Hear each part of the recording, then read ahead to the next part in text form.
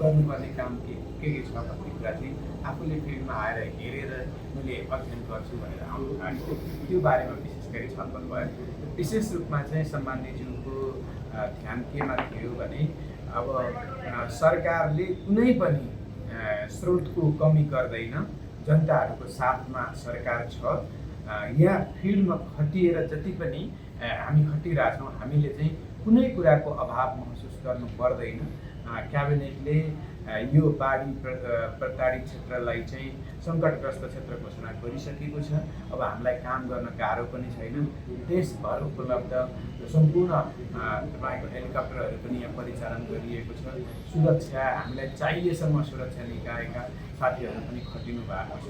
त्यो हिसाबले उहाँले चाहिँ कुनै कसर बाँकी नराखिकन सबभन्दा पहिला सुरक्षित रूपमा बाँच्न पाउने जनताको अधिकारलाई सम्मान गरेर छिटोभन्दा छिटो रेस्क्यु गरेर चाहिँ उपचारको व्यवस्था मिलाउनु पर्यो र दुःखद निधन भएका व्यक्तिहरूको सवालमा पनि के गर्नुपर्छ, के गर्न सकिन्छ, कसरी चाहिँ इमोसनल आस्पेक्टलाई चाहिँ एड्रेस गर्न सकिन्छ, कसरी डेड बडीहरूको म्यानेजमेन्ट गर्न सकिन्छ, यो सम्पूर्ण कुरामा विशेष गरी चाहिँ यो यति ठुलो सङ्कट आएको छ, यो सङ्कटबाट पार पाउने कसरी र आजसम्म के भइरहेको छ र भोलिका दिनमा कसरी चाहिँ अगाडि बढ्नुपर्छ सरकार भन्ने हिसाबले चाहिँ छलफल गरेर आवश्यक निर्देशन पनि दिएर जानुभएको छ।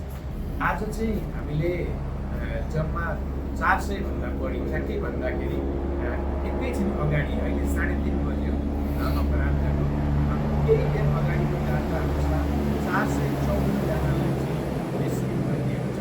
414 जना भित्रमा चाहिँ 64 जना चाहिँ विदेशी नागरिकहरू हुनुहुन्छ र त्योभन्दा बाहेक नेपाली नागरिकहरू हुनुहुन्छ। 64 जना विदेशी नागरिकमध्ये 18 जनालाई चाहिँ पठाइसकिएको छ, काठमाडौँ पठाइसकिएको छ र सम्बद्ध संस्था अथवा दूतावासहरूसँग समन्वय र सम्पर्क पनि गरिरहेको छ सरकारले। त्यसै गरी ती 414 जना रेस्क्यु गरिएका व्यक्तिहरूमध्ये 189 जनालाई चाहिँ सरकारले आफन्तको हातमा बुझाएको छ सुरक्षित रूपमा। हजुर, अहिलेको छोटो हामीले प्राप्त जानकारी अनुसार त्यही हो र अहिलेसम्म हामीले नुवाकोट र रसुवा, नुवाकोटभन्दा तलको डाटा अहिले हामीसँग यो फिल्डमा छैन। नुवाकोट र रसुवामा चाहिँ 26 वटा डेड बडीहरू कलेक्सन गरिएको छ, त्यति फेला परेको छ र 8 वटा डेड बडीहरूलाई काठमाडौँ पठाइसकिएको छ। बाँकीलाई सङ्कलन गर्ने र सुरक्षित रूपमा चाहिँ काठमाडौँ पुर्याउने। अब एउटा यो आपतकालीन स्थिति हो, एकदमै राम्रोसित त्यो म्यानेज गर्न सकिन्न। तपाईँको अहिले अल्पकालीन रूपमा सरकारले सकेसम्मको आफ्नो क्षमता प्रयोग गरेर यो दुःख, यो पीडामा पर्नुभएका व्यक्तिहरूलाई चाहिँ घाँसबासको चाहिँ व्यवस्था गर्नको लागि विभिन्न सार्वजनिक स्थलहरू, हामीले हस्पिटलहरू, कभर्ड हलहरू, स्कुल लगायतका ठाउँहरू युज गरेका छौँ। 5-6 वटा स्थानहरूमा चाहिँ कतै 100, कतै 50, कतै 150 यस्तो सङ्ख्यामा चाहिँ उहाँहरू बसिरहनु भएको छ।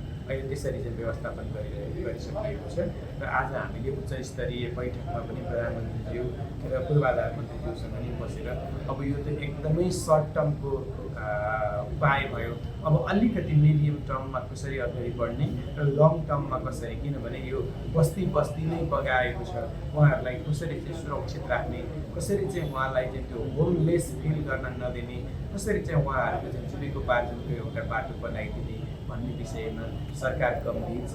त्यसमा तयारी गरेर चाहिँ अगाडि बढ्ने गरी हामी लागिरहेका छौँ।